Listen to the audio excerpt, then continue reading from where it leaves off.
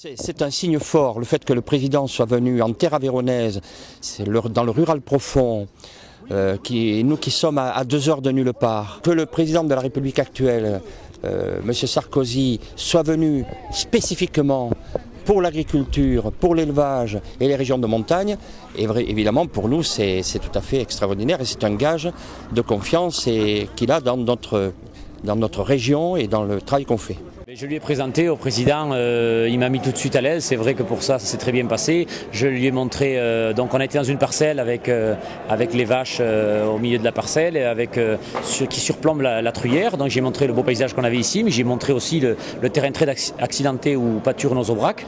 Et ça lui a permis de comprendre qu'il n'y avait que des vaches comme ça, des bêtes qui pouvaient entretenir ce territoire.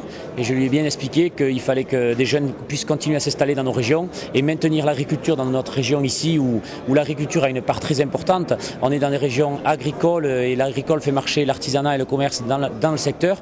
Et s'il n'y a plus d'agriculteurs, il n'y aura plus grand chose qui fonctionnera dans la région. Et le beau paysage qui est entretenu par justement nos bêtes ne le sera plus après.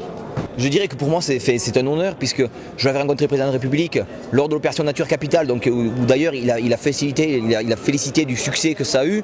Je l'ai rencontré, je m'étais entretenu pendant à peu près 5-10 minutes avec lui sur l'élevage et sur nos problématiques. Et c'est vrai qu'un mois après, ils choisissent l'Aveyron pour venir se rendre compte directement de nos préoccupations. Je trouve ça assez extraordinaire. Et en tout cas, quand il dit ce que je dis, je le fais, effectivement, il me l'a redit tout à l'heure, mais il l'a fait, il me l'avait promis, il l'a fait. Et donc on peut être que satisfait de ce qu'il est venu faire dans l'Aveyron. Et maintenant, on pense qu'on va pouvoir aller à un moment où l'agriculture est en pleine crise dans notre département, dans notre région. Ça nous donne un petit peu de baume au cœur pour voir des lendemains un peu meilleurs.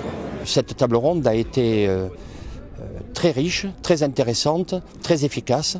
Les premières réactions à chaud, et j'ai échangé aussi avec mes amis qui ont participé, premier sentiment, c'est que le président est très impliqué sur le dossier agricole.